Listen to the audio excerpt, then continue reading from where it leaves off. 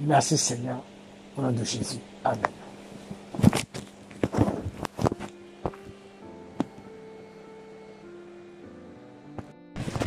Notre amour pour Dieu, s'il est puissant, il va amener notre cœur à rechercher violemment dans nos voies tout ce qui pourrait déplaire à Dieu.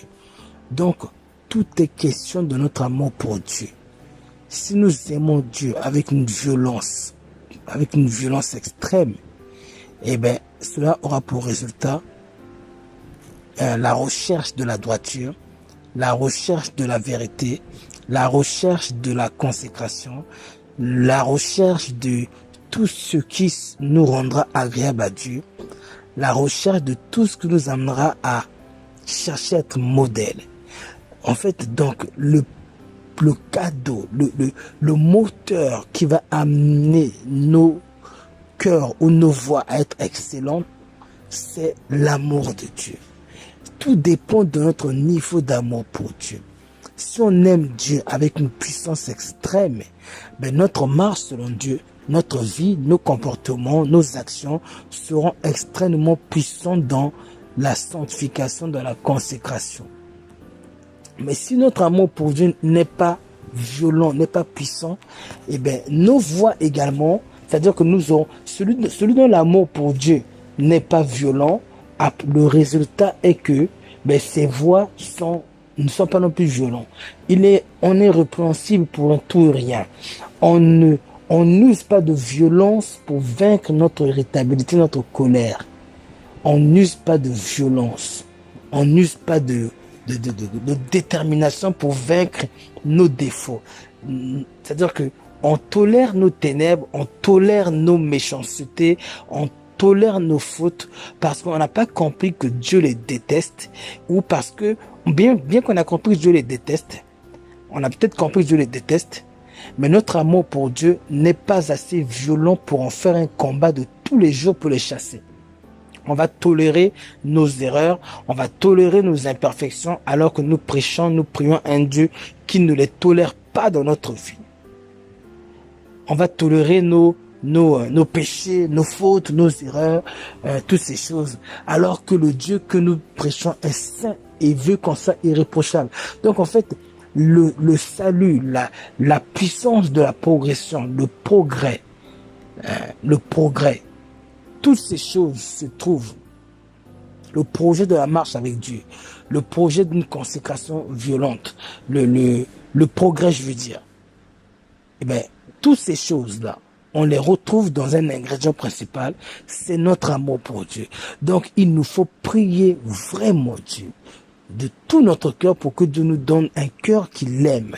C'est le secret. Si on a le cœur qui aime Dieu, alors on va pas à pas ou promptement passer du mal, du pire en mal, et de mal en bien, et de bien en très bien, et de très bien en excellent, après d'excellent en parfait. Donc, il faut qu'on prie Dieu. Il faut qu'on prie Dieu qui nous donne un cœur d'amour. Et du coup, ça veut dire que le vrai sujet, le combat réside dans la prière. Donc, le temps que je vais passer à prier Dieu pour qu'il me donne un cœur qu'il aime va déterminer la grâce que Dieu va me donner. Si je passe tout mon temps à chercher quelque chose, c'est que je veux vraiment la chose. Mais si c'est occasionnellement que je cherche la chose, de temps en temps, ou voilà, non, c'est que je n'aime vraiment pas la chose, plutôt, c'est que je ne cherche pas tant que ça la chose. J'ai compris que j'ai besoin d'aimer Dieu pour marcher de la droiture, mais je ne le cherche pas tant que ça. On ne le cherche pas tant que ça, on ne le désire pas tant que ça, tu vois. Donc, il nous faut absolument rentrer dans une vie de prière. Je parle pas d'une prière qui dure 4 heures, pas forcément, non. Je parle d'une vie aujourd'hui, demain après-demain, 2 jours après, 2 jours après, 2 jours après, demain, 2 jours après. Même si j'oublie, je reviens, où je suis constamment en train de dire à Dieu, Seigneur, donne-moi le cœur de t'aimer, prête-moi dans ta grâce si tu trouves bon que j'ai un cœur pour t'aimer, car je voudrais t'aimer et je voudrais t'aimer réellement pas parce que j'ai besoin de t'aimer pour marcher dans la parole ou pour être fidèle et pour être sauvé. Non, je voudrais vraiment t'aimer, Seigneur, parce que tu es aimable, tu es à aimer, tu es mort pour nous à la croix. Et tu mérites qu'on t'aime pour ce que tu as fait pour nous, nous les pécheurs. Tu mérites qu'on renonce à nous, qu'on se donne. Je n'arrive pas à renoncer à moi, mais Seigneur, tu mérites que je renonce à moi pour toi. Je n'arrive pas à abandonner mes péchés, Seigneur, ou mon caractère, ou mes mauvaises habitudes. Mais Seigneur, tu mérites que je renonce à moi. Tu mérites que j'abandonne ces choses à cause de ce que tu as fait pour nous. Donc, une personne qui est pris comme ça, c'est une personne qui est vraiment consciente de ce que le Seigneur a fait pour elle, a vraiment compris, a reçu une révélation de l'amour de Dieu, a reçu une révélation de la grâce que Dieu lui a donnée. Il a compris qu'il était vraiment perdu, et son cœur est reconnaissant. Et comme son cœur est reconnaissant, alors il veut maintenant rendre à Dieu cet amour. Il veut rendre à Dieu quelque chose, mais il ne le peut pas. Tout ce qu'on peut rendre à Dieu, c'est de l'aimer à notre tour. Mais encore pour l'aimer, faut-il que Dieu vienne encore nous aider. Mais à qui Dieu va venir aider? Celui qui cherche réellement la chose, comme on dit, là où est ton trésor, là aussi sera ton cœur. Mais si réellement la chose, aimer Dieu, chercher à aimer Dieu est un trésor pour moi, alors je vais tout le temps demander la chose à Dieu. Parce que là où est mon trésor, là sera mon cœur. Et là où mon cœur va parler, je vais continuer à l'exprimer par ma bouche de la prière. Donc tout à l'heure, je disais que aimer Dieu, c'est-à-dire que je ne veux pas aimer Dieu parce que j'ai compris que l'amour de Dieu, c'est garder les commandements. Et que c'est celui qui garde les commandements qui sera sauvé, comme le verset dit. Ceux qui me disent Seigneur et Seigneur n'entreront pas tous, mais celui-là qui fait la volonté de mon Père qui est dans les cieux. Donc, j'ai compris ce verset. J'ai compris que celui qui rentrera au ciel, c'est celui qui fait la volonté de Dieu. Mais, donc, pour faire la volonté de Dieu, j'ai compris qu'il faut aimer Dieu. Donc, ce n'est pas je ne demande pas à Dieu de l'aimer pour faire sa volonté, parce que en réalité je suis motivé par mon intérêt qui est d'aller au ciel. Vous voyez, non. Là, il y a encore quelques grains d'hypocrisie, parce qu'au final, nous cherchons à aimer Dieu pour marcher dans ses voies, parce qu'on a compris que ceux qui marchent dans ses voies, c'est ceux qui iront au ciel. Donc en réalité, notre objectif est le ciel. Notre objectif, c'est pas Dieu, mais c'est le ciel. Et à partir de notre objectif du quai du ciel, on va maintenant chercher à garder les voies de Dieu. C'est bien, mais c'est pas parfait. C'est bien, c'est mieux que rien du tout, mais c'est pas parfait. Ce qui est parfait, c'est d'aimer une personne, pas parce qu'il a quelque chose à nous offrir, non, parce que il a de la valeur. Cette personne a de la valeur. Parce que cette personne mérite qu'on l'aime. Pas parce qu'elle nous a pas parce que elle nous a fait quelque chose même. Non. Parce que cette personne est digne qu'on l'aime. Cette personne a une valeur inestimable. Et parce qu'il a de la valeur, cette personne a de la valeur, que nous cherchons à l'aimer. C'est comme quand on a, je sais pas, c'est comme quand c'est comme quand on tombe devant une femme, par exemple. Nous avons une femme qui a vraiment de la valeur, mais qui a des défauts, qui a des problèmes de caractère. Et nous, on va chercher à l'aimer, mais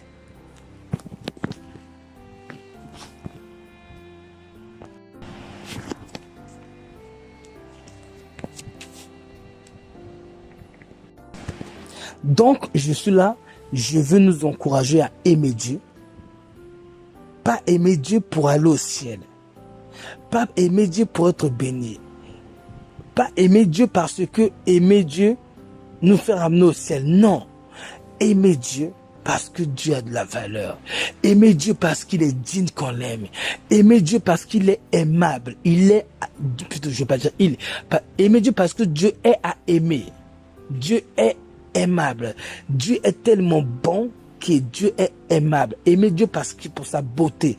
Aimer Dieu pour sa personne. Aimer Dieu pour ce qu'il est. Aimer Dieu pour ce qu'il est. Et après, on peut aussi l'aimer pour ce qu'il a fait pour nous. D'ailleurs, nous avons connu l'amour de Dieu à cause de son amour. Donc, on peut l'aimer pour ce qu'il a fait pour nous. Mais on doit aussi apprendre à l'aimer pour ce qu'il est. Pour ce qu'il est. Pour ce que Dieu est. Donc, le secret, c'est prier Dieu réellement pour que nous puissions l'aimer. Parce que pour que cet amour grandisse, cet amour qui est bas, cet amour qui est faible, qui n'est pas fort, cet amour qui ne tient pas devant les épreuves, cet amour qui n'est pas assez fort pour accepter de mourir pour Christ comme les apôtres, cet amour qui n'est pas assez fort pour veiller sur nos voies, cet amour qui n'est pas assez fort de sorte que quand les épreuves arrivent, on se met à murmurer, à se plaindre de Dieu ou à dire pourquoi Dieu tu m'as fait ci, pourquoi Dieu tu m'as fait ça.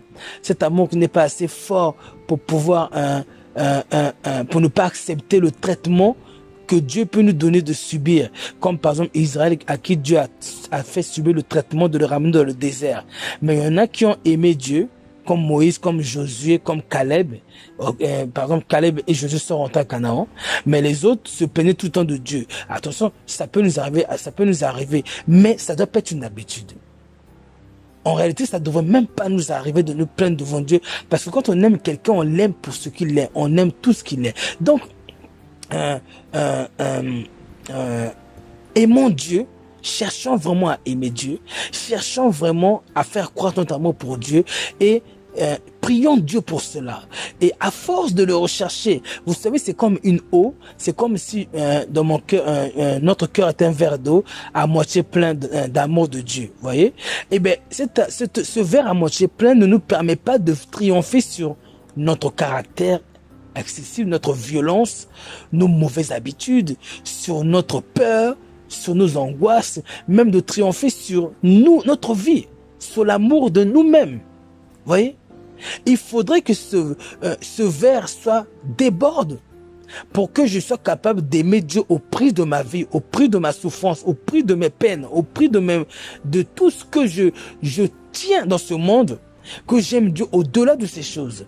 Mais qu'est-ce qui peut faire que je puisse, mon verre d'eau puisse remplir? Ce n'est pas c'est-à-dire que c'est Dieu qui peut remplir le verre. Et une fois que Dieu l'a rempli, eh bien, si dans le verre il y avait des taches, on m'a dit il y avait des taches, par exemple un verre plein d'huile. Si le verre était rempli d'huile, était à moitié rempli d'eau avec quelques gouttelettes d'huile. Mais lorsque vous allez remplir le verre d'eau de l'amour de Dieu, vous allez voir que l'eau va déborder et les taches d'huile dans l'eau vont tomber, vous voyez. Les taches peuvent symboliser nos caractères, nos péchés, nos angoisses, nos orgueils, nos colères, notre tendance méchante, notre ingratitude, notre rébellion ou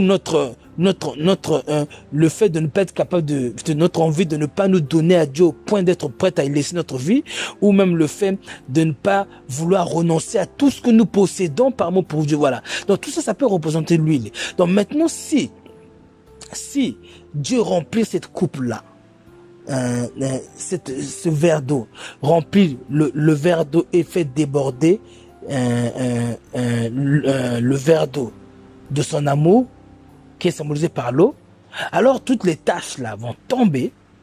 Et maintenant, nous allons pouvoir aimer Dieu avec un cœur pur, sans les taches, sans les mauvais désirs, sans les mauvais caractères, sans les irritabilités. C'est-à-dire que on aura triomphé, mais par la grâce de Dieu. Mais la question c'est pourquoi est-ce que Dieu fera en sorte que cette eau-là vienne sur un et pas sur l'autre? C'est s'il le cherche. C'est si je le cherche vraiment comme un trésor. On dit dans la Bible que le royaume des cieux est semblable à un trésor caché dans un champ. L'homme qui a trouvé ce trésor, il est allé vendre tout ce qu'il possédait pour acheter ce trésor. Il est allé vendre tous ses mauvais désirs, tout son caractère. Il s'est levé dans la prière contre son caractère, contre sa haine, contre sa violence, contre l'égoïsme, contre la méchanceté, contre la perversion, contre la colère, contre l'irritabilité, contre la jalousie, contre contre tout ce qui est charnel en lui. Il s'est levé contre même ses angoisses. Par exemple, la peur de prêcher le nom de Jésus en public, la honte de le faire. Il s'est levé contre ça. Il dit non. Je veux renoncer à cette honte au nom de Jésus. Je ne veux pas avoir honte du nom du Seigneur. Je dois être capable de crier le nom du Seigneur dans les rues devant tout le monde. Vous voyez? Même si c'est la souffrance qui lui est réservée, il va dire, je prie qu'il me soit fait d'aimer Dieu au-delà de mes souffrances. Vous voyez? Donc cette personne-là, il est allé vendre tout son champ pour posséder ce trésor. Pourquoi? Parce que ce trésor avait du prix à ses yeux. Ce trésor avait du prix à ses yeux. Donc, pour pouvoir aimer Dieu, il faut vraiment le vouloir. Mais qui le veut? Celui qui le cherche de tout son cœur. Comment il le prouve qu'il le cherche? Il demande à Dieu tout le temps la chose. Et quiconque cherche, Dieu a donné la promesse que quiconque cherche finira par trouver. Tu cherches l'obéissance à Dieu. Tu cherches à aimer Dieu alors. Tu cherches à aimer Dieu. Tu le trouveras si tu le cherches. Tu cherches la crainte de Dieu dans la prière. Tu cherches l'humilité. Tu cherches la sagesse. Tu cherches la droiture. Tu cherches la bonté. Tu cherches la sainteté. Tu cherches la consécration. Tu cherches l'attachement à Dieu de façon puissante. Tu cherches la consécration totale de la pensée, des actes, des émotions, des intentions, de la volonté. Tu cherches que toutes les parties qui constituent ton âme aiment Dieu, pense à Dieu, désire Dieu. Tu peux le trouver si tu le cherches dans une prière active. Tu peux le trouver. Tu peux le trouver. Dieu l'a déjà donné. Par la mort de son fils, Dieu nous a donné la puissance de réussir. Mais cette puissance, pour qu'elle soit déclenchée, il faut que nous le voulions. On dit dans le verset que c'est Dieu qui crée en vous le vouloir et le faire. Dieu crée cela en nous. Alors prie mon frère que Dieu te crée en toi le vouloir et le faire. Le vouloir d'abord. Non, le verset dit c'est Dieu qui produit en vous, exactement. Prie que Dieu produise en toi, mon frère, ma soeur, le vouloir et ensuite le faire. Donc c'est un combat dans la prière pour gagner ou faire augmenter mon amour pour Dieu, pour être totalement dévoué pour Dieu. Prier ardemment, puissamment pour que je puisse aimer Dieu, même si je ne l'aime pas par mes actes, mais j'aimerais bien aimer Dieu. Alors je vais prier Dieu jusqu'à ce que Dieu me donne la chose. Je ne laisse pas Dieu dormir, bien que Dieu ne dort pas. Je ne laisse pas Dieu se reposer, bien que Dieu ne se repose pas. Mais je vais prier acharnement, même si ça doit durer 10 ans. Je ne laisse pas tomber, je continue jusqu'à ce que Dieu me donne un cœur qui vit totalement pour lui, au point de renoncer à tout. Au point de donner à Dieu toute ma vie, toutes mes intentions. Je dis, il faut que ma pensée aime Dieu en tout temps, toute la journée. Il faut que tout ce que je fais soit pour la gloire de Dieu. Je connais une personne, quand il va faire du sport, il écoute la parole. Quand il travaille, il écoute la parole avec son portable dans les oreilles, avec des écouteurs. Quand il est chez lui, même quand tu regardes la télévision, même quand tu regardes le journal, la parole est là devant lui. Il y a toujours un verset de bébé qui traîne. Un verset qui l'amène à se consacrer. Un verset qui lui rappelle son sens du devoir de la consécration. Même quand il dort avec la parole. La parole. Pourquoi? Parce que son cœur bat pour Dieu. Parce que son cœur prend plaisir à Dieu. Parce qu'il n'a de désir que de vouloir être agréable à Dieu dans toutes ses voies. Autant qu'il se le rappelle, il veut être agréable à Dieu. Mon frère, ma soeur, cherche à aimer Dieu. Mon frère, ma soeur, rien ne sera difficile si tu aimes Dieu.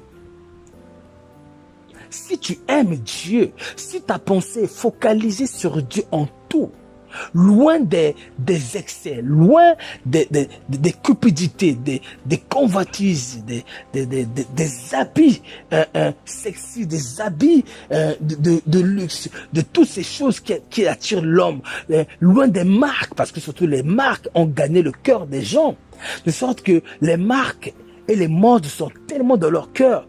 Mais le cœur est comme un verre d'eau. Si vous mettez 10% du cœur rempli des marques, mais vous avez empêché à l'amour de Dieu de combler votre cœur, de remplir votre cœur. Dieu ne pourra remplir qu'à 90% tant que vous avez l'amour des marques, l'amour de ceci, l'amour de cela.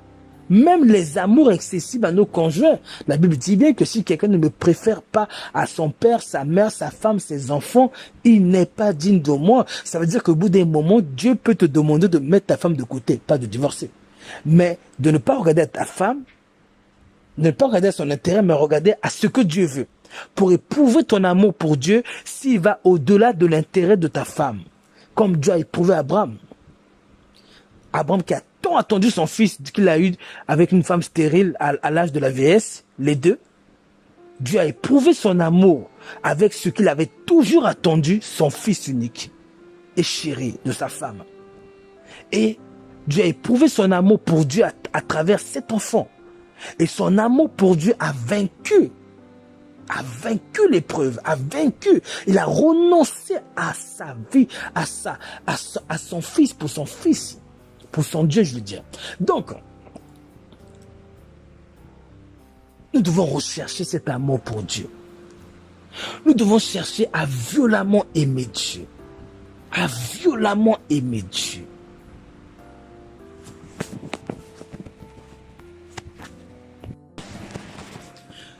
Je dois aimer Dieu de sorte à renoncer à tout ce que Dieu n'aime pas. Aimer Dieu est un devoir, mais il ne doit pas seulement rester un devoir, il doit aussi être un sentiment. C'est-à-dire que la Bible dit « aime ton prochain comme toi-même ». C'est un ordre que Dieu a donné. Aimer Dieu, c'est obéir à sa parole. C'est-à-dire que même si je n'ai pas envie d'aimer mon ennemi, parce qu'il m'a embêté, mais je dois quand même poser des actes d'amour pour lui, malgré moi. Vous avez vu? Là, c'est l'amour. Dans le sens de l'ordonnance que nous devons mettre en pratique. Mais il arrive un moment que, même si je n'ai pas envie d'aimer la personne, cette personne que je n'ai pas envie d'aimer, je peux l'aimer avec un cœur sincère, avec un cœur volontaire. Pourquoi? Parce que je l'aime, non pas dans le sens de l'ordonnance, mais parce que je prends plaisir à aimer Dieu et à l'aimer. Je prends un exemple. Alors, nous sommes dans le désert. Israël est dans le désert. Dieu veut être aimé malgré le désert. Mais on est tous arrivés dans le désert. Israël est arrivé dans le désert, mais ils n'ont pas commencé à aimer Dieu du jour au lendemain. Dieu les a ramenés dans le désert. Dieu a brisé leur âme de la soif, de la faim, pour leur apprendre à ne vivre pas que de ces choses, mais aussi de la parole de Dieu. Autrement dit, de Dieu, de l'amour de Dieu. Donc, il se trouve que Caleb et Josué ont été tellement fidèles à Dieu, ils le sont restés malgré les épreuves, malgré les difficultés. C'est-à-dire que leur amour pour Dieu a triomphé de ce chemin difficile que Dieu leur avait donné. Ils ont aimé Dieu au-delà de leur peine et de leur souffrance. C'est-à-dire que ils n'ont pas aimé Dieu seulement parce qu'il les a sauvés. Mais il y a eu une rencontre entre eux et Dieu, une rencontre entre la personne qui est dans le désert et Dieu, de sorte que cette personne va aimer Dieu au prix de sa vie. Et pourquoi il va aimer Dieu au prix de sa vie? Parce que Dieu l'a appris à renoncer à sa vie pour aimer Dieu même quand la vie que Dieu lui demande d'avoir est difficile.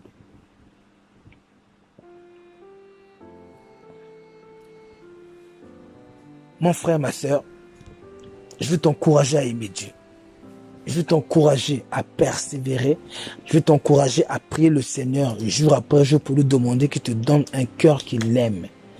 Et quand ce cœur viendra, maintiens-le. Maintenons-le. C'est-à-dire que continuons de poser des actes d'amour pour Dieu. Il y a un verset qui nous dit, si quelqu'un possède les biens de ce monde, je crois que c'est 1 Jean 3, 17, je crois. Si quelqu'un possède les biens de ce monde et que là, voyant son frère dans le besoin, il lui ferme ses entrailles, comment l'amour de Dieu demeure en lui? Comment l'amour de Dieu reste en lui? Je relis le verset une fois de plus. Si quelqu'un possède les biens de ce monde, entre parenthèses, on va mettre après bien Jésus-Christ. Donc, si quelqu'un possède les biens de ce monde, ou Jésus-Christ,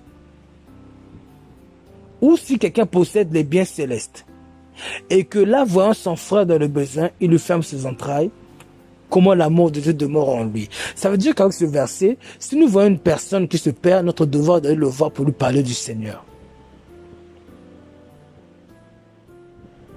Notre devoir d'aller voir cette personne pour lui parler du Seigneur, de peur que l'amour de Dieu ne demeure plus en nous.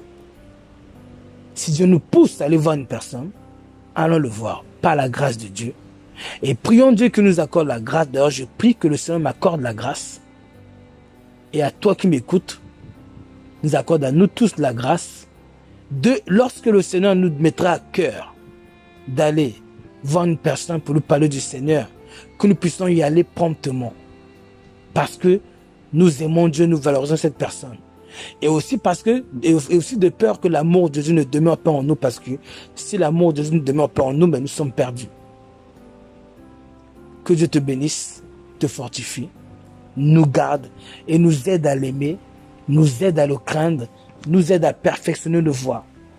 Que Dieu nous aide à être des gens qui l'imitent en toutes choses. Que Dieu augmente en nous cet amour que nous avons pour le Seigneur.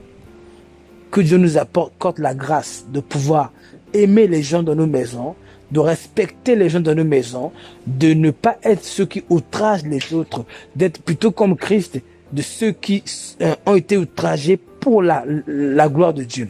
Que Dieu nous accorde la grâce de l'aimer de sorte que nous soyons des modèles, des personnes totalement dévouées pour Dieu, qui pensent, qui vivent, qui agit toujours pour l'intérêt de Dieu, qui s'habille toujours pour l'intérêt de Dieu. Que Dieu nous accorde la grâce même de renoncer à toute forme d'artifice, de beauté, de séduction qui pourrait occasionner la chute de l'autre, parce que justement, une personne qui aime l'autre, quand on aime Dieu, on aime son prochain, dit la Bible. Celui qui dit qu'il aime Dieu, qu'il aime aussi son frère. Donc, que le Seigneur nous prête la grâce de comprendre que nous maquiller, c'est de nous embellir. Et une fois que nous nous sommes embellis, nous ne sommes plus dans notre beauté naturelle. Si nous avons ajouté soit des mèches, ou soit des vernis, ou des fonds de teint, ou des rouges à lèvres, maquillage quoi qu'il arrive, nous nous sommes ornés. Mais ces ornements-là vont nous rendre plus belles et plus jolies que ce que nous sommes. Naturellement. Déjà, à la base, ça montre qu'il y a déjà une insatisfaction de notre beauté naturelle devant Dieu qui a dit que vous êtes beaux naturellement ainsi. Le verset qui dit, lorsque Dieu a créé l'homme et la femme, Dieu dit que cela était très bon de les créer ainsi, sans qu'ils aient des ornements. Donc, si nous maintenant nous avons compris que Dieu aime notre prochain et que Dieu a dit que ce prochain, lorsqu'il nous regarde pour nous convoiter, dans son cœur, il commet un adultère. Mais si on aime cette personne, qu'est-ce qu'on va faire? Ou bien si on aime Dieu qui aime ce prochain, Dieu a dit que, je répète, ce prochain, lorsqu'il nous regarde pour nous convoiter, femme ou homme, commet un adultère. Mais si moi je suis une femme, je suis naturellement de ma beauté naturelle, avec mes vrais cheveux, avec mon visage naturel, sans avoir ajouté quelconque beauté. C'est Dieu qui m'a créé belle ou beau. Je n'ai rien à me reprocher. Parce que si le frère ou la soeur me convoite, c'est parce qu'il est faible. Vous voyez? Et c'est ça, il est faible. Ou parce que peut-être elle est intéressée par moi, quoi qu'il arrive. Mais à ce moment-là, son péché n'est pas le mien. Son péché ne m'est pas imputé. Mais si moi, je m'orne de cette façon à devenir plus belle que ce que je suis naturellement, la conséquence est que Dieu a dit que ce frère, quand il me convoite comme un adultère, donc je suis participant à sa chute. Ou bien, je suis indifférent au fait que la convoitise qu'il peut avoir à mon égard peut attirer sur lui le jugement de Dieu. Mais Jésus est venu nous sauver du jugement de Dieu, n'est-ce pas? Si Jésus est venu nous sauver du jugement de Dieu, et moi, si je sais que mon frère qui me convoite attire sur lui le jugement de Dieu, ne vais-je pas faire en sorte que ce jugement de Dieu s'éloigne de lui, comme Jésus est venu éloigner de nous le jugement de Dieu par sa mort? Ne vais-je pas renoncer à mes ornements qui amplifient ma beauté? Ne vais-je pas renoncer à tous les artifices qui peuvent produire en lui la faiblesse qu'il est déjà, plutôt amplifier sa faiblesse? Ne vais-je pas, si je l'aime ou si j'aime Dieu, parce que si j'aime Dieu, je vais considérer que cette personne-là, Dieu ne veut pas qu'il périsse, comme nous dit 1 Pierre. Dieu ne veut qu'aucun périsse, mais que tous arrivent à la repentance. Ou Dieu veut que tous soient sauvés. Mais je trouve que ce frère-là, ou ce frère qui me convoite, moi la sœur, est en train de périr en me convoitant. Il est en train de mourir dans son péché. Mais quelle est ma part? La Bible dit que ma part est de garder la parole qui dit aime ton prochain comme toi-même. Ma part, il est dit, ne devez rien à personne si ce n'est de vous aimer. Donc j'ai une dette envers cette personne, je dois l'aimer. Mais comment je prouve cet amour? En renonçant à tout ce qui peut occasionner sa chute. Tout ce qui peut attiser son attention vers moi pour me convoiter. Je reste naturel. Tout ce qui peut focaliser, amener le focus sur moi. Les rouges à lèvres amplifient la beauté des lèvres. Les vernis amplifient la beauté des ongles, n'est-ce pas? Les faux cheveux amplifient la beauté des cheveux. Amplifient la beauté, je veux dire. Les boucles d'oreilles ornent les oreilles dans quel but? Rendre plus joli mon aspect, n'est-ce pas? On va pas me dire que quand une personne ne met pas de boucle d'oreille, une femme qui met une boucle d'oreille, elle cherche à rendre plus esthétique son aspect. Sachant que la Bible a dit dans 1 Pierre 3, que votre beauté ne soit pas celle de l'extérieur. Déjà, il y a un problème. Je ne peux pas me permettre d'amplifier ma beauté extérieure quand la Bible me dit que votre beauté ne soit pas celle de l'extérieur. Mon frère, ma soeur, si tu crois ou tu ne crois pas, cela te regarde. Moi, je t'annonce la parole de Dieu.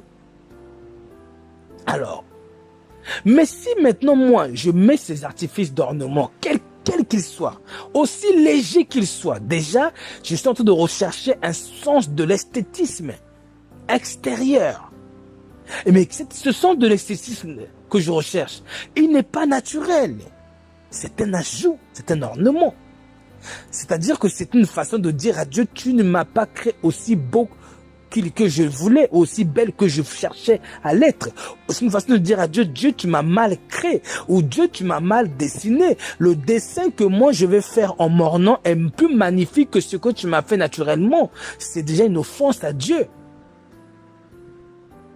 Mais après cela, si mes ornements, je prends les tout petits ornements que les gens trouvent difficiles à renoncer. Je prends les boucles d'oreilles. Si mes boucles d'oreilles amplifient ma beauté, me rend un peu plus jolie, me rend un peu plus agréable à la vue, alors je suis désolé, j'ai déjà avec cela attisé la convoitise de quelqu'un parce que cette personne va me regarder d'une autre manière que si j'étais naturel. Donc, j'essaie de dire que si j'aime mon prochain, c'est à moi de renoncer à moi. Je ne suis pas là pour dire à mon frère, mais c'est lui qui est faible, il n'a qu'à pas me convoiter, pourquoi il est aussi faible? Non, la Bible n'a pas dit de me plaindre du frère qui est faible. La Bible m'a dit, veuillez à ne rien faire qui soit une occasion de chute pour un frère qui est faible. C'est 1 Corinthiens 8, verset 9. Ne rien faire qui soit une occasion de chute pour quelqu'un qui est faible. Donc, la Bible est en train de dire que le faible a un droit. C'est que moi, je l'aime et que je renonce à moi.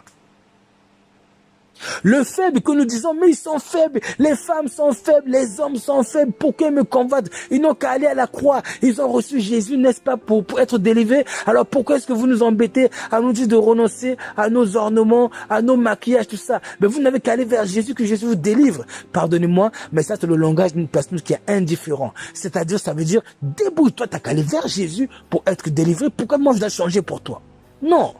Quand on a un cœur qui s'intéresse, qui se sent concerné par le salut de l'autre, on ne peut pas parler ainsi. Je ne peux pas dire à cette personne dont Jésus se sent concerné par le salut, tu n'as qu'à aller vers Jésus. Et moi, je m'y implique quand? C'est quand est-ce que je vais m'impliquer, moi, à son salut. Jésus s'est impliqué à mon salut en renonçant à sa vie. Jésus n'a pas renoncé à une boucle d'oreille, ni un vernis. Non, c'était à sa vie, à sa vie. Et même avant de renoncer à sa vie, il avait renoncé à sa gloire divine d'être le Dieu tout-puissant. Jésus y a renoncé. Il est venu revêtir le sang et la chair. Le sang et la chair n'étaient pas sa forme, mais il les a portés comme un habit pour pouvoir mourir, afin que ce corps divin qu'il a puisse mourir. Dans quel but? De nous sauver. Pourquoi? Parce que Jésus nous a valorisés. Il n'a pas regardé à notre faiblesse, ne nous a pas jugés comme nous on juge les faibles, mais il s'est senti concerné par notre salut, mon frère, ma sœur. Comme Jésus s'est senti concerné par ton salut, sens-toi concerné par la consécration de ton frère, de ta sœur qui est faible. Ne mets plus ces pantalons qui mettent en valeur tes parties intimes, qui plaquent tes parties intimes, monsieur, et qui les bombent, ou qui plaquent les parties intimes des dames, avant ou arrière, et qui les bombent, et qui suscitent des convoitises, des pensées perverses. Non, sois décent, comme dit 1 Timothée 2,9, et cache-toi. Tu peux mettre une longue chemise qui cache ton postérieur. Au lieu de mettre un décolleté, tu peux mettre une longue, quelque chose de ample. Pour les femmes qui ont des formes généreuses, tu peux mettre quelque chose de plus large. Pourquoi? Qu'est-ce que je m'en fiche de la mode? Pourquoi vais-je chercher à paraître belle ou sexy au risque de séduire une âme pour qui Jésus est mort? Non. Si Dieu l'aime, je dois l'aimer. Si Dieu l'a valorisé, je dois le valoriser. Si Jésus est mort pour lui et a renoncé à sa vie, j'ai mon devoir de l'aimer, de renoncer à ma vie, à mon look, à toute ma tendance à vouloir être sexy, belle, radieuse, sublime. Je n'ai qu'à jouer le sublime à la maison avec mon mari. Allons porter nos pantalons sexy à la maison avec nos maris. Allons porter nos bikinis à la maison avec nos maris, nos femmes.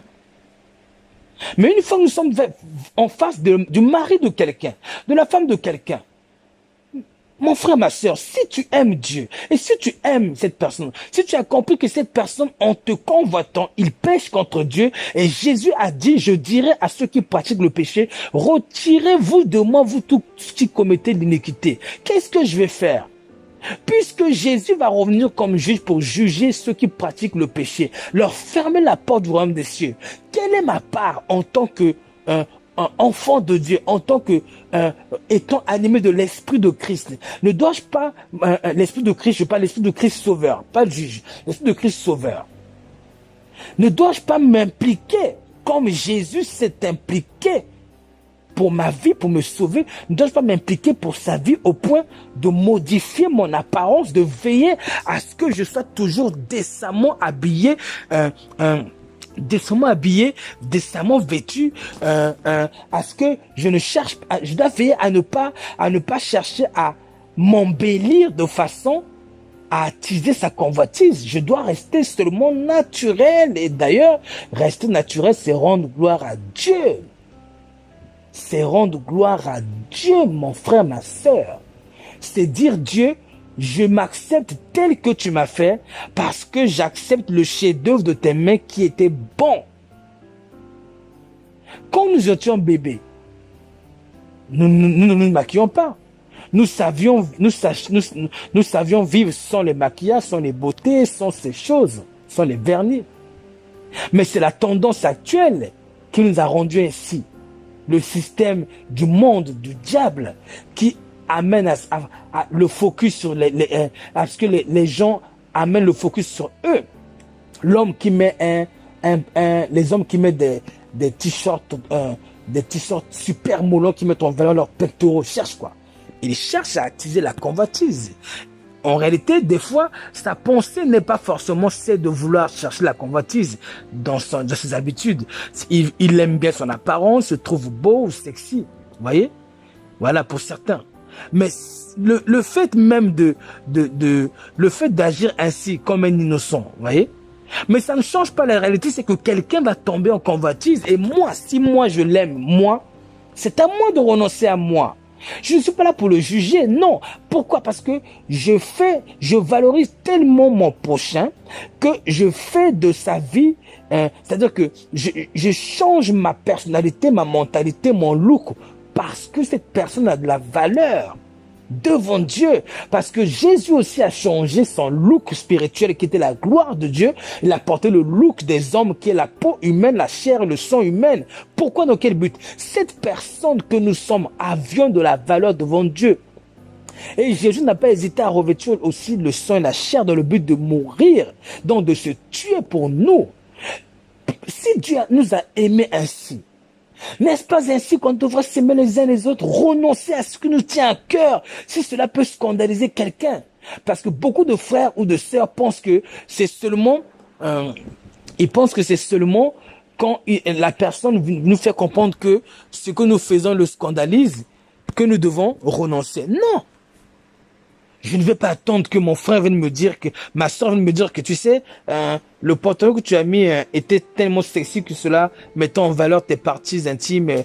Voilà. Bon, j'avoue que ça m'a un peu, ça a attisé mon regard. Voilà, tout ça. Je vais pas attendre ce jour-là pour changer de look, ou je vais pas me dire ah ben tiens, comme je suis avec cette sœur-là, je vais plus m'habiller comme ci. Ah ben tiens, comme je suis avec ce frère-là, lui il est faible devant les femmes qui se maquillent, ben je vais plus me maquiller devant lui, j'attends de pied devant lui. C'est de l'hypocrisie. Et le frère à côté, n'a-t-il pas les mêmes faiblesses? Et le frère à côté? Non. Si j'aime vraiment, le travail du renoncement se fait chez moi. À la maison. Je décide comme dit un Romain 12, je pense, 1, offrez vos corps. On a bien dit vos corps. Offrez vos corps comme un sacrifice saint, vivant et agréable à Dieu. Mais quand je renonce à tout mon look, à toutes mes choses là, mais c'est pour qui que j'y renonce? J'offre mon corps à Dieu comme un sacrifice. Pourquoi? Par amour pour la sœur ou le frère qui est faible. Comme dit le verset, ne faites rien qui soit une occasion de chute pour votre frère qui est faible. Le verset me dit, Romains 14, verset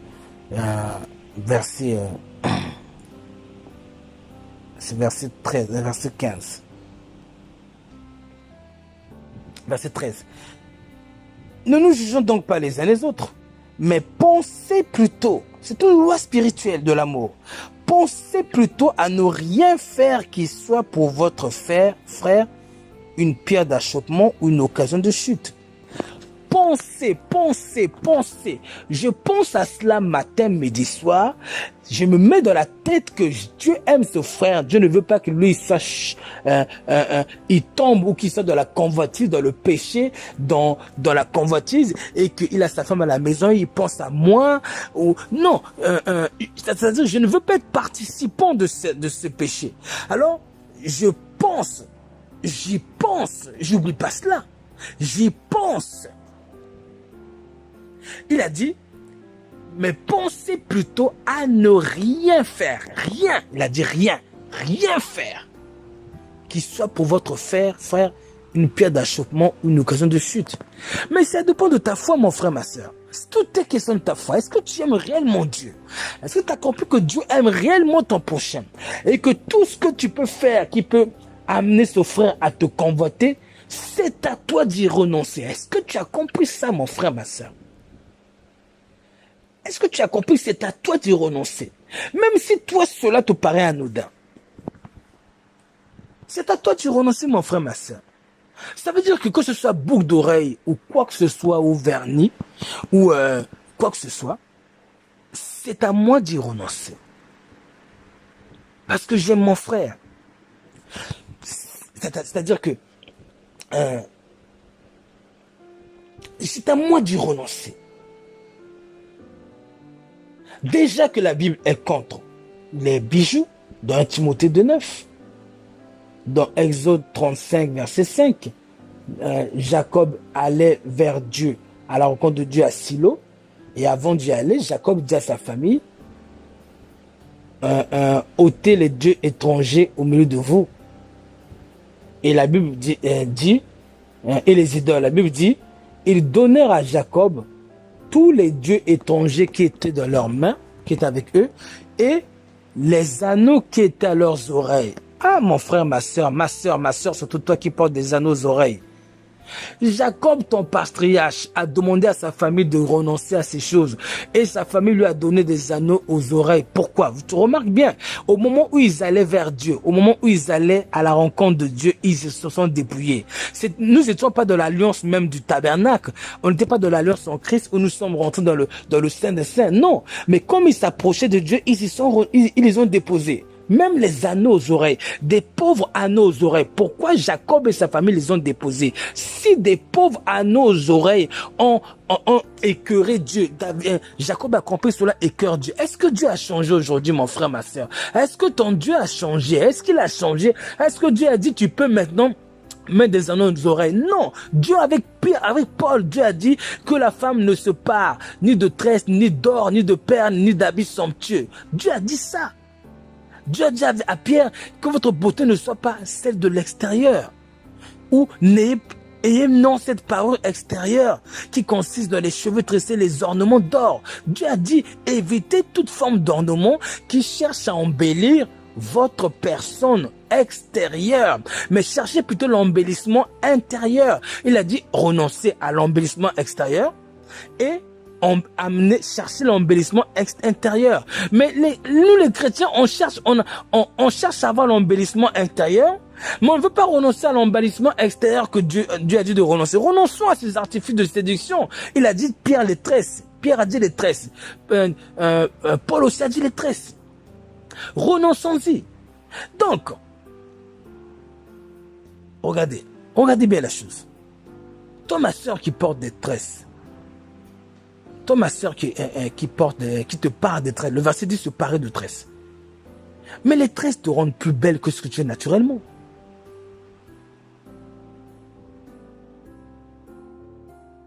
Les perles te rendent plus radieuse.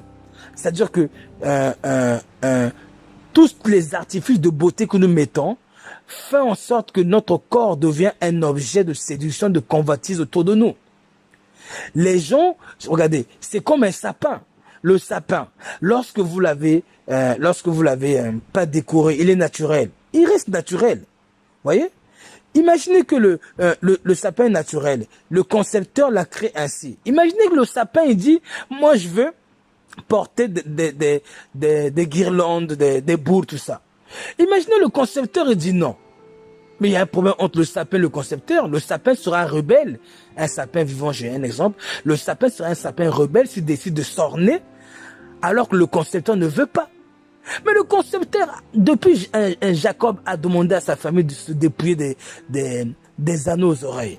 Avec Moïse dans Exode 35, verset 5, il a dit « ôte maintenant tes ornements et je verrai ce que je te ferai ». Et la Bible dit, les enfants d'Israël entendirent ces paroles. Dieu a plutôt dit, Dieu a dit, tu es un peuple à cou raide.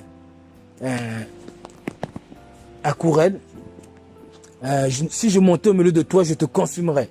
Je préfère ne pas monter avec toi. Alors ôte maintenant tes ornements et je verrai ce que je te ferai. Et les enfants d'Israël ont été tristes et la Bible dit qu'ils se sont dépouillés de leurs ornements. Exode 35, verset 5, à partir du verset 3 à 5. Vous voyez? Alors maintenant, quand vous allez dans le hébreu, dans la Bible en hébreu, allez regarder dans Strong. Vous allez voir que ornement, on vous dit, c'est tout ce qui est beauté, parure, tout ça. Mais c'est tout ça. Ornement, c'est beauté, parure. Donc Dieu leur a demandé de se déposer des ornements.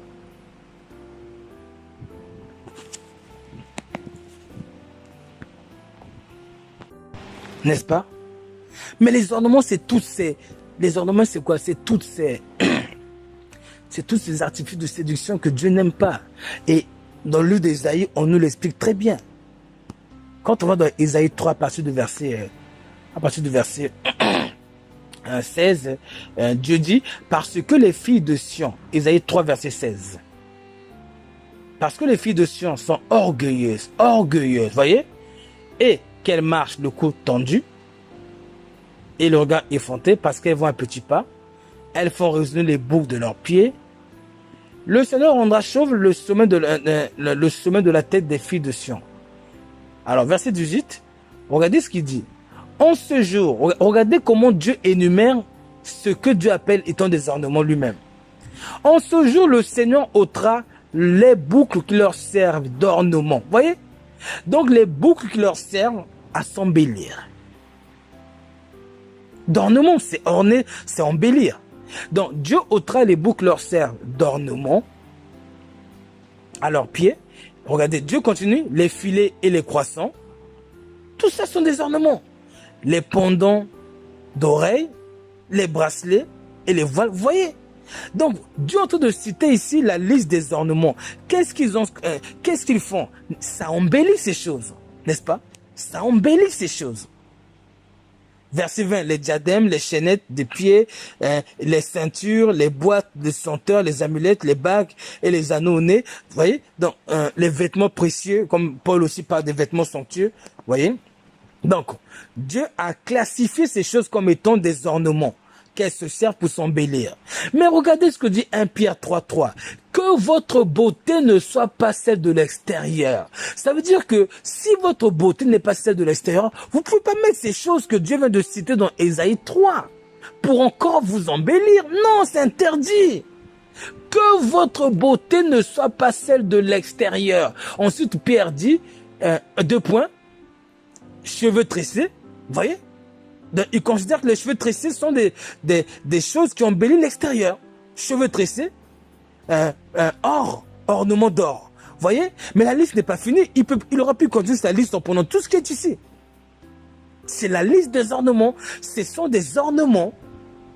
Tout ce qui orne constitue la beauté extérieure. La Bible dit que votre beauté ne soit pas celle de l'extérieur. C'est-à-dire que si je mets un habit, c'est pas pour être beau. C'est pour m'habiller, pour me couvrir. Si je mets une chose, c'est pas pour chercher, c'est pas pour m'orner. Mais la boucle d'oreille, quand tu mets ça, tu cherches pas à t'orner, ma frère, ma soeur. Tu cherches, n'est-ce pas la beauté extérieure que tu cherches, ma soeur? Hein? La boucle d'oreille au nez, n'est-ce pas un ornement? C'est pas moi qui ai écrit la Bible. On parle d'ornement. On parle d'ornement. La Bible nous a même dit, dans 1 Pierre 3.3, donc que votre beauté ne soit pas celle de l'extérieur, cheveux tressés, etc., etc., mais la parure intérieure est cachée du cœur. Vous voyez, il dit, la parure intérieure qui est cachée du cœur, qui est d'un grand prix devant Dieu. Vous voyez, donc plutôt la parure intérieure. Donc, on dit que l'amour de Dieu, c'est garder les commandements, n'est-ce pas? Vous voyez, puisqu'on aime Dieu, on va vraiment chercher à ce que même là, nos voix soient droites à la lumière de la parole, pas à la lumière de nos raisonnements. C'est-à-dire que cherche à marcher de la droiture devant Dieu à la lumière de la parole, pas par rapport à ce que toi tu trouves étant bon ou juste. Non, toi et moi nous ne savons pas ce qui est juste ou bon, c'est la parole qui sait ce qui est juste ou bon. La Bible dit que la parole de Dieu est droite dans Psaume 33 et ses œuvres s'accomplissent avec fidélité. Elle est droite, elle subsiste à toujours, dit cette parole. Donc cette parole là elle est droite, c'est à travers elle que je sais ce qui est droit. C'est pas par rapport à ce que je pense ou ce que mon pasteur me dit, non, par rapport à elle.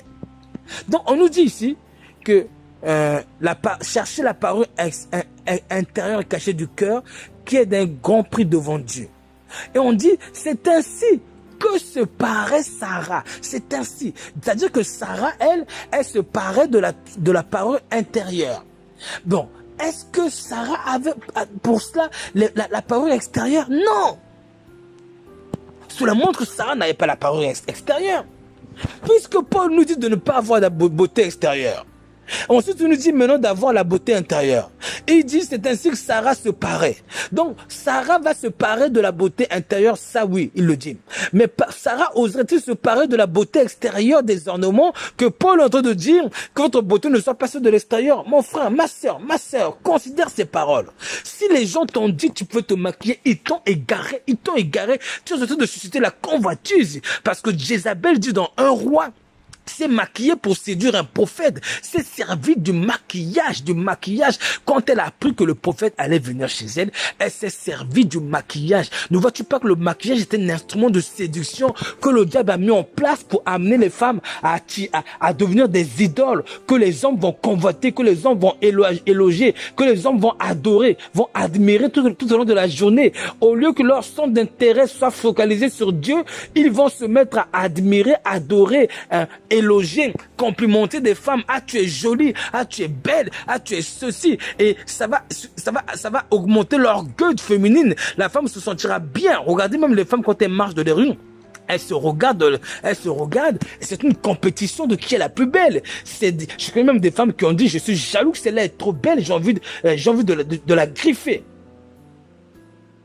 Ma sœur, moi je suis pas misogyne. Moi je ne suis pas quelqu'un qui n'aime pas les femmes. Non. Moi le Seigneur m'a appelé pour les femmes. Parce que le Seigneur m'a montré que le Seigneur est triste et en colère des hommes qui frappent des femmes dans ce monde. Des femmes sont battues par leur mari et meurent. Le Seigneur est en colère contre ça. Absolument. Le Seigneur est contre tout homme qui méprise une femme. Le Seigneur veut que la femme soit traitée comme une reine à la maison par son mari. Respectée. Ma sœur, moi je ne suis pas contre toi. Mais la parole est contre les maquillages. Et je ne suis là que pour annoncer la parole, sans raisonnement, sans chercher à te faire plaisir. L'idolâtrie de ce monde, regardez, le monde aujourd'hui tourne avec la séduction. Quand ils veulent vendre une voiture, ils vont chercher des filles. Quand ils veulent vendre des parfums, ils veulent chercher des filles. Ils les maquillent, ils les mettent belles, ils veulent ils se servent de l'idole que les hommes ont envers, l'idolâtrie que les hommes ont envers la femme, pour vendre leurs produits qui n'ont rien à voir avec la féminité. Voyez, ma sœur, les ornements constituent tout ce qui embellit ta beauté extérieure. Les ornements. Fais attention, mon frère, ma sœur, parce qu'il y a deux témoins qui sont contre nous. La Bible nous a dit ceci. N'est-il pas écrit dans votre loi que le témoignage de deux hommes est vrai? C'est marqué. Jésus l'a dit. Il y a deux personnes qui ont témoigné contre les ornements. Pierre et Paul, 1 Timothée 2,9, 1 Pierre 3,3. Pierre et Paul ont parlé des choses qui suscitent, qui amènent qui ont rapport avec les ornements. Les ornements. On listé quelques ornements. Tresses, perles, or, ou d'autres versions disent bijoux, habits somptueux. Ils les ont listés. Ça fait deux témoins. Le témoignage, il est écrit, n'est-il pas écrit dans votre loi que le témoignage de deux hommes est vrai? Ils sont deux à avoir témoigné cela. Il y a un troisième témoin, c'est Jacob, qui a demandé à sa famille de se dépouiller des idoles et des anneaux aux oreilles. Il y a un quatrième témoin, c'est Moïse, à qui Dieu a dit au peuple d'ôter leurs ornements. N'écoute pas ceux qui raisonnent. Ornement, c'est ornement. Dieu a dit ôter les ornements, c'est ornement. Si Dieu a dit d'ôter les ornements là-bas, en je ne sais quelle année avec Moïse, est-ce que Dieu aujourd'hui va dire mettez encore les ornements? Même si c'était à cause du veau d'or. Est-ce que Dieu aujourd'hui va dire encore mettez les ornements alors qu'il avait dit ôtez les ornements et je verrai ce que je vais vous faire. Il était prêt à détruire son peuple. Et il avait dit à condition, je vous détruis pas, peut-être si vous ôtez vos ornements, tu te rends compte mon frère, ma soeur, de la gravité des ornements devant Dieu. Nous ne sommes pas rentrés dans le cœur de Dieu pour savoir ce que Dieu pense de ces choses, mais nous connaissons le cœur de Dieu par la parole. Dieu nous révèle ce qu'il pense d'une chose à travers la parole. Donc ne te fie pas à ce qu'un homme dit, fie-toi à ce que la Bible dit. La Bible nous fait connaître, nous fait comprendre la pensée de Dieu, les attentes de Dieu sur un domaine. Dans le domaine de l'habillement, 1 Pierre 3,3, 1 Timothée 2,9, Exode 35, verset 5, Genèse 35, verset 3 à 5 aussi, nous montre ce que Dieu attend de nous en ce qui concerne le côté vestimentaire, les ornements, le côté extérieur. Je ne dis pas que cela seul va nous sauver, non. Il faut aussi l'intérieur. Il ne faut pas seulement se dépouiller des ornements pour être une femme élue de Dieu, non. Il faut aussi marcher dans l'humilité, dans la sagesse, dans la douceur, dans le respect, comme a dit 1 Pierre 3, à partir du verset 4 ou 5, la parure intérieure est cachée du cœur. Les ornements que Dieu veut que nous portions sont inscrits dans le livre de Proverbes. La Bible nous a dit ceci, que cette parole soit une couronne de grâce sur ton cou. Que cette parole soit, que la sagesse soit une parure sur toi. Une parure. La parure que Dieu veut que nous ayons, c'est l'humilité, la douceur, la bonté. Et la Bible parlait de Sarah en disant, un esprit doux et paisible. Voilà la parure que Dieu veut que tu aies, ma sœur. Un esprit doux et paisible. Mais lorsque tu te maquilles, lorsque tu tornes, tu nourris ton orgueil. Tu nourris la tendance à vouloir être vu. Tu nourris l'esprit du maf-tu vu. Tu nourris l'esprit de « regardez-moi, regardez-moi, regardez comment je suis belle ».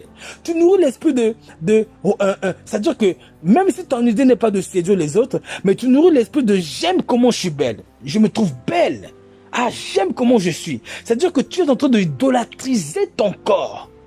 Ton corps est devenu une idole que tu vénères. Regarde le nombre de temps que tu passes devant la glace pour te maquiller. Et le pire de tout, c'est que la Bible dit celui qui n'aime pas son frère n'a pas connu Dieu. Ces choses-là constituent un manque d'amour pour celui qui est faible. Quand lui va te regarder, il sera saisi de convoitise.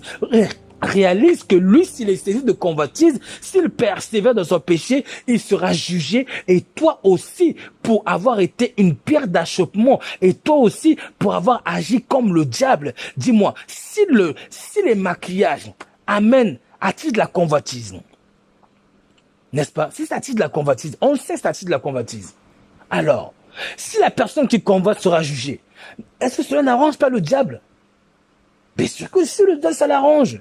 Alors le diable, ce qu'il va faire, il va dire à toutes les filles, allez tous vous maquiller, afin que les hommes puissent vous convoiter qu'ils meurent. Et que Dieu les rejette, qu'ils soient séparés éternellement de Dieu, comme lui-même le diable. Donc ça veut dire quoi, ma sœur? Lorsque tu te maquilles, tu te constitues serviteur ou servante du diable, au profit de son ministère, qui est la destruction du monde, en faisant multiplier la puissance du péché, de la convoitise, de la cupidité, de l'idolâtrie.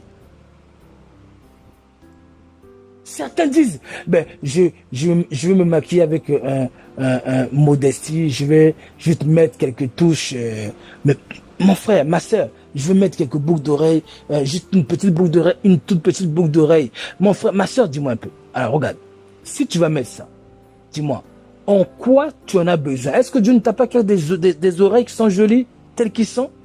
Est-ce que Dieu a dit que tu seras belle que si tu ajoutes ça? Est-ce que ton âme ne montre pas par là que tu es insatisfait de ton visage naturel sans la boucle d'oreille? Lorsque tu n'es pas capable de vivre sans la boucle d'oreille, tu montres que ton âme est insatisfaite de ce que tu es naturellement. Tu veux absolument cultiver la culture du paraître. Tu aimes la culture du paraître, tu aimes la culture du m'as-tu vu. Mais Dieu t'aime tel que tu es, ma sœur. Tel que tu es.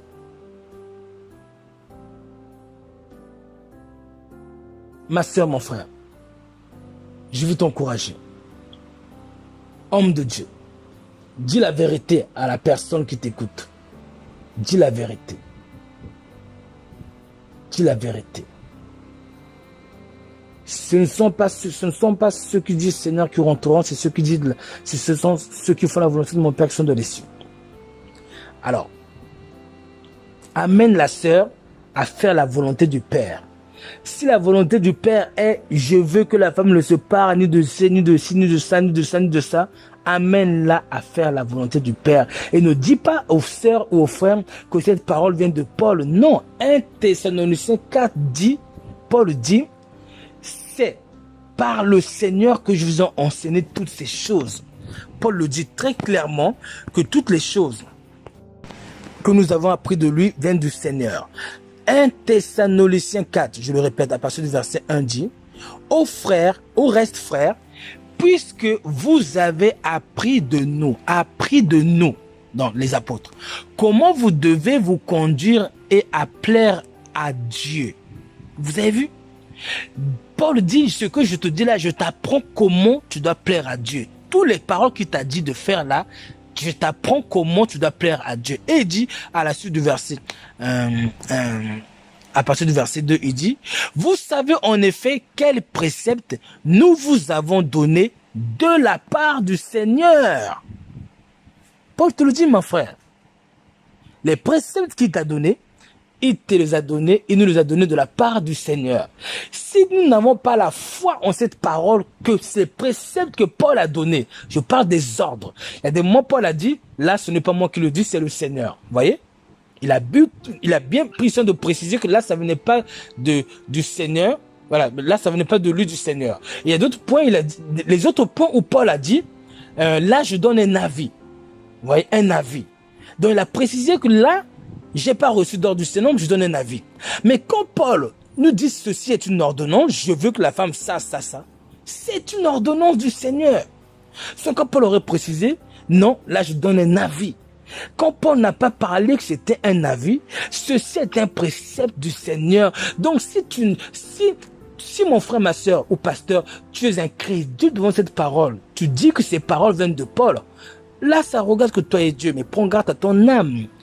Parce que s'il se trouve que cette parole-là, comme dit les Écritures, c'est poussé par l'esprit que des hommes ont parlé de la part de Dieu, là, c'est l'Esprit de Dieu que tu rejettes et c'est l'Esprit de Dieu que tu auras enseigné c'est-à-dire tu auras enseigné la rébellion face à la pensée du Saint-Esprit à travers Paul, à qui? À ceux qui t'écoutent.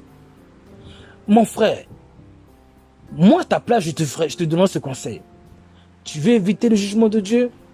Dis ce qui est écrit, ne t'en détourne ni à gauche ni à droite. Et tu seras tranquille. Ma sœur, sois prudente. Attache-toi à la parole. La Bible dit la parole est la vie. Ce n'est pas un homme qui donne la vie, c'est la parole. Écoute l'homme qui t'annonce la parole. Mais si ce qui t'annonce n'est pas scripturairement clair, n'est pas démontré de la Bible, mais si ce qui t'annonce est écrit de la Bible, très clairement, ma sœur, ce que la Bible appelle étant la parole sainte, la sainte doctrine est ce qui vient de la Bible. C'est pas ce que l'homme dit. Il y a des hommes qui parlent de sainte doctrine en allant contredire la Bible. Non. Quand Paul dit que l'évêque doit enseigner la sainte doctrine, mais qu'est-ce que Paul appelle la sainte doctrine? N'est-ce pas ce qu'il a enseigné lui-même? En ce qui concerne la révélation de Christ, en ce qui concerne le dépouillement de la femme, en ce qui concerne le voile, c'est toutes ces choses qui constituent la sainte doctrine.